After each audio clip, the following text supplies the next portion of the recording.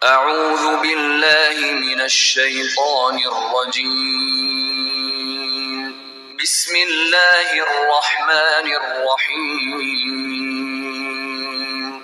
قل يا عبادي الذين أسرفوا على أنفسهم لا تقنطوا من رحمة الله إن الله يغفر الذنوب جميعا إنه هو الغفور الرحيم. Assalamualaikum warahmatullahi wabarakatuh. Sobahul khair, alhamdulillahilladzi bini'matihi tatimmus sholihat. Perkenalkan, nama saya Nur Ika Diana, mahasiswi UIN Sultan Maulana Hasanuddin Banten, jurusan PAI 4A. Sebelumnya, saya mengucapkan terima kasih kepada Ibu Dr. Helna Nelis MPD, selaku dosen pengampu mata kuliah pengembangan kurikulum yang telah memberikan kesempatan kepada saya untuk memaparkan satu materi yang berjudul evaluasi kurikulum. Sebelumnya, apakah teman-teman sudah mengetahui apa evaluasi kurikulum itu? Kalau belum, yuk kita bahas. Yang pertama, pengertian evaluasi kurikulum menurut pakar kurikulum. Menurut Joint Committee tahun 1981, ialah penelitian yang sistematik atau yang teratur tentang manfaat atau guna beberapa objek. Menurut Purwanto dan Atwi Suparman tahun 1999 mendefinisikan evaluasi adalah proses penerapan prosedur ilmiah untuk mengumpulkan data-data yang valid dan reliable untuk membuat keputusan tentang suatu program. Menurut Chelmsky tahun 1989 mendefinisikan evaluasi adalah suatu metode penelitian yang sistematis untuk menilai rancangan, implementasi, dan efektivitas suatu program. Dari definisi evaluasi di atas dapat ditarik kesimpulan bahwasannya evaluasi adalah penerapan prosedur ilmiah yang sistematis untuk menilai rancangan, implementasi, dan juga efektivitas suatu program. Selanjutnya, pengertian kurikulum, yakni seperangkat rencana dan pengaturan mengenai tujuan, isi, dan bahan pelajaran serta cara yang digunakan sebagai pedoman penyelenggaraan kegiatan pembelajaran untuk mencapai tujuan pendidikan tertentu. Pengertian kurikulum ini menurut pasal 1 butir 19 Undang-Undang Nomor 20 Tahun 2003 tentang Sistem Pendidikan Nasional.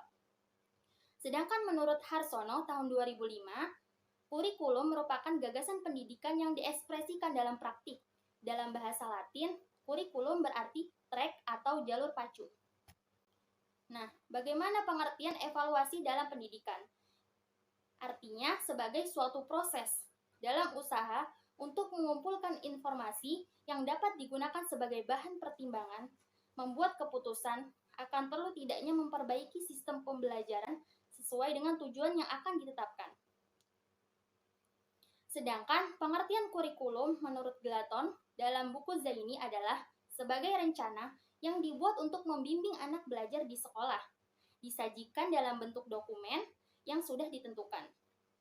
Disusun berdasarkan tingkat-tingkat generalisasi, dapat diaktualisasikan dalam kelas, dapat diamati oleh pihak yang berkepentingan, dan dapat membawa perubahan tingkah laku. Selanjutnya, Tyler dalam buku Hamalik berpendapat bahwa evaluasi kurikulum pada dasarnya adalah suatu proses untuk mengecek keberlakuan kurikulum yang harus diberlakukan ke dalam 4 tahap, yaitu sebagai berikut. Yang pertama, evaluasi terhadap tujuan pembelajaran. Yang kedua, evaluasi terhadap pelaksanaan kurikulum atau proses pembelajaran yang meliputi metode, media, dan evaluasi pembelajaran. Yang ketiga, evaluasi terhadap efektivitas, baik efektivitas waktu maupun tenaga dan biaya. Yang keempat, evaluasi terhadap hasil yang telah dicapai.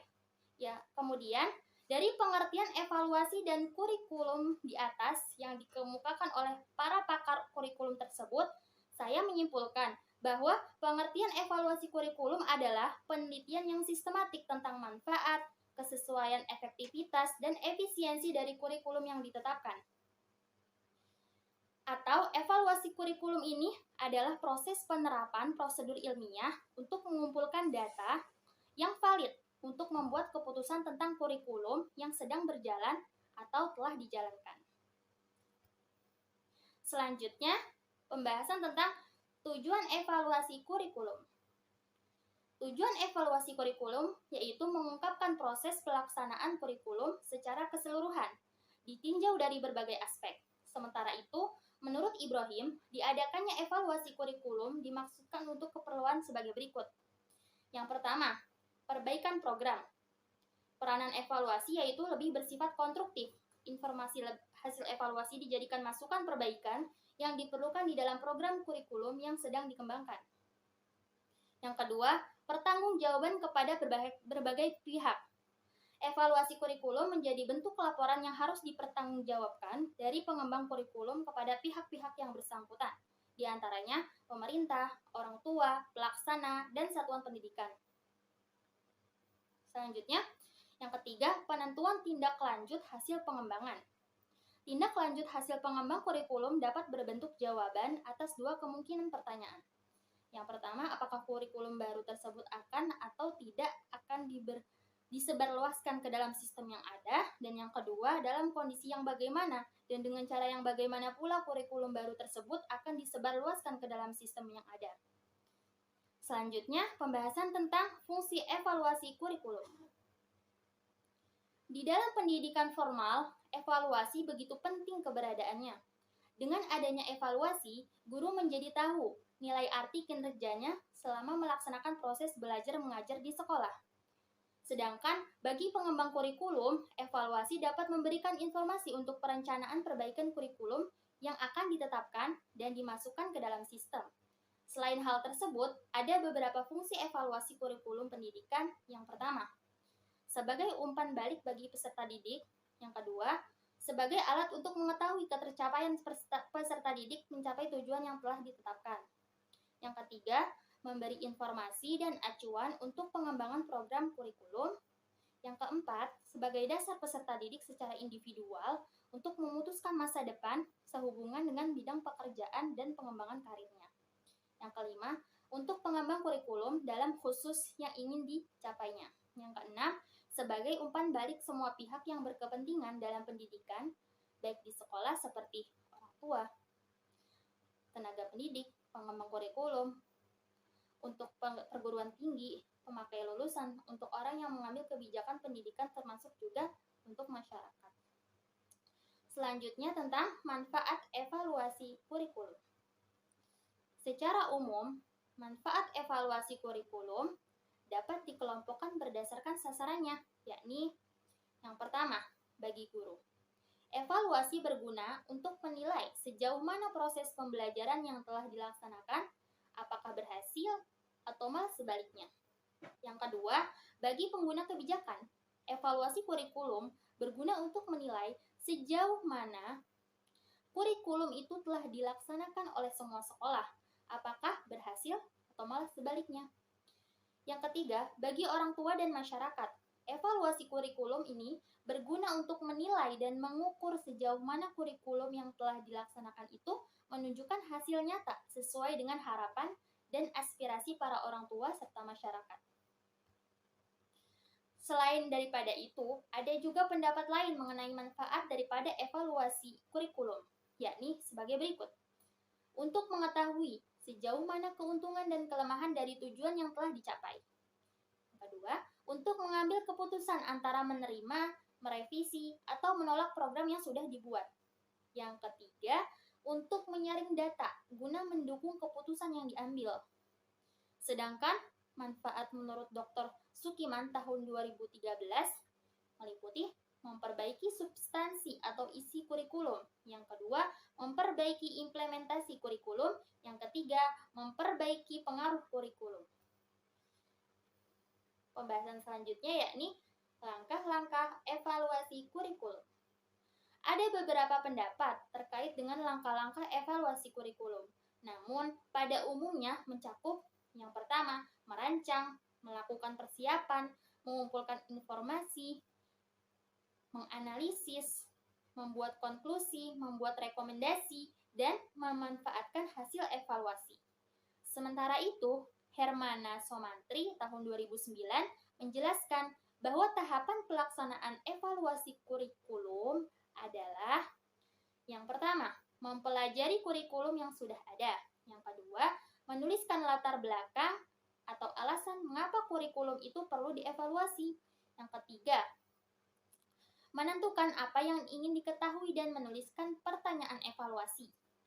Yang keempat, membuat rancangan evaluasi.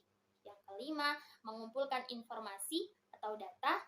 Yang keenam, menganalisis informasi atau data. Yang ketujuh, merumuskan kesimpulan. Yang kedelapan, menginformasikan hasil. Dan yang kesembilan, memanfaatkan hasil untuk merevisi kurikulum. Selanjutnya, strategi evaluasi kurikulum. Evaluasi kebutuhan dan visibility. Evaluasi ini dapat dilaksanakan oleh organisasi atau administrator tingkat pelaksana. Prosedur yang dilakukan yakni sebagai berikut. Merumuskan tipe dan jenis mata pelajaran atau program yang sekarang sedang disampaikan. Yang kedua, menetapkan program yang dibutuhkan. Yang ketiga, menilai data setempat berdasarkan tes baku, tes intelijensi, dan tes sikap yang ada.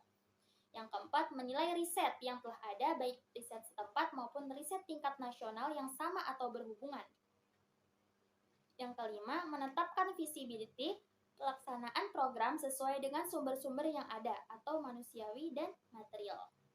Yang selanjutnya, mengenali masalah-masalah yang mendasari kebutuhan. Dan yang ketujuh, menentukan bagaimana proyek akan dikembangkan guna berkontribusi pada sistem sekolah atau sekolah setempat. Kemudian yang kedua, strategi yang kedua yaitu evaluasi masukan atau input. Evaluasi masukan melibatkan para supervisor, konsultan, dan ahli mata pelajaran yang dapat merumuskan pemecahan masalah. Jadi, evaluasi masukan ini menuju ke arah pengembangan berbagai strategi dan prosedur. Yang dalam pembuatan keputusannya sangat dibutuhkan informasi yang akurat. Selain itu, masukan juga berusaha mengenali daerah permasalahan tersebut agar dapat diawasi selama berlangsungnya implementasi. Yang ketiga, evaluasi proses. Evaluasi proses adalah sistem pengelolaan informasi dalam upaya membuat keputusan yang berkenaan dengan ekspansi, kontraksi, modifikasi, dan klarifikasi strategi pemecahan atau penyelesaian masalah. Yang keempat, evaluasi produk. Evaluasi ini berkenaan dengan pengukuran terhadap hasil-hasil program dalam kaitannya dengan tercapainya tujuan. Berbagai variabel yang diuji bergantung pada tujuan, perubahan sikap, perbaikan kemampuan, dan perbaikan tingkat kehadiran. Selanjutnya, ada juga strategi yang dilakukan dari segi guru. Guru ini tidak hanya dituntut melaksanakan tugas secara profesional, namun ia juga harus memiliki effort kerja yang tinggi serta pengetahuan yang luas, baik pengetahuan yang mencakup tentang pengetahuan umum, kepribadian psikologis, serta pengetahuan tentang keimanan. Untuk mewujudkan kemampuan tersebut, maka sekolah mewajibkan seorang guru melakukan pembekalan dirinya dengan cara mengikuti berbagai pelatihan kompetensi, seminar, lokakarya, melakukan musyawarah antar guru mata pelajaran, dan lain-lain yang sekiranya dapat menunjang profesionalisme guru. Yang selanjutnya dari segi peserta didik. Peserta didik merupakan target utama terselenggaranya suatu pendidikan. Oleh sebab itu, perlu dilakukannya treatment khusus kepada peserta didik dengan cara memberikan suatu pembinaan yang dilakukan secara terus-menerus dari peserta didik masuk ke sekolah hingga lulus nanti. Yang selanjutnya dari segi sarana dan prasarana. Sarana prasarana pendidikan merupakan penunjang utama kegiatan pembelajaran. Kegiatan pembelajaran tidak akan lengkap tanpa adanya suatu sarana dan prasarana yang memadai. Oleh sebab itu, pengadaan sarana prasarana harus dilakukan secara bertahap dan terencana, melakukan perbaikan sarana prasarana yang masih dapat digunakan dengan fungsi yang baik, melengkapi sumber bacaan dan literasi buku-buku pelajaran serta perpustakaan sekolah. Kemudian, pembahasan tentang model evaluasi kurikulum. Ada berapa sih model evaluasi kurikulum itu? Yang pertama, evaluasi kurikulum model penelitian atau Research Evaluation Model. Model ini yaitu menggunakan penelitian yang didasarkan atas teori dan metode tes psikologi serta eksperimen lapangan. Yang kedua, evaluasi Program for Innovative Curriculum atau EPIC. Model ini menggambarkan keseluruhan program evaluasi kurikulum dalam sebuah kubus. Kubus ini memiliki 3 bidang. Bidang pertama adalah perilaku atau behavior yang meliputi perilaku kognitif, afektif, dan psikomotorik. Bidang kedua adalah pembelajaran atau instruction yang meliputi organisasi, materi, metode fasilitas atau sarana, dan pendanaan. Bidang ketiga adalah kelembagaan atau institution yang meliputi guru, murid, administrasi, tenaga kependidikan, keluarga, dan masyarakat. Yang selanjutnya, model CIPP atau Context, Input, Process, and Product. Model ini dikembangkan oleh Staffelbeam tahun 1967 dan kawan-kawan di Ohio State University, Amerika Serikat, dan model ini paling banyak diikuti oleh para evaluator. Model ini memandang bahwa kurikulum yang dievaluasi adalah sebuah sistem. Maka apabila evaluator telah menentukan untuk menggunakan model CIPP ini, maka evaluator harus menganalisis kurikulum tersebut berdasarkan komponen-komponen model CIPP. Yang selanjutnya, model Ten-Brink. Ten-Brink mengemukakan adanya 3 tahap evaluasi kurikulum, yakni tahap persiapan, tahap pengumpulan data melalui 2 langkah, yaitu memperoleh informasi yang diperlukan dan menganalisis dan mencatat informasi serta tahap penilaian. Yang selanjutnya, model evaluasi kuantitatif, yakni mengumpulkan data sebagai konsekuensi penerapan pemikiran paradigma positivisme. Yang terakhir, model evaluasi kualitatif. Ciri khas dari model ini adalah selalu menempatkan proses pelaksanaan kurikulum sebagai fokus utama evaluasi, terutama yang berkenaan dengan studi kasus.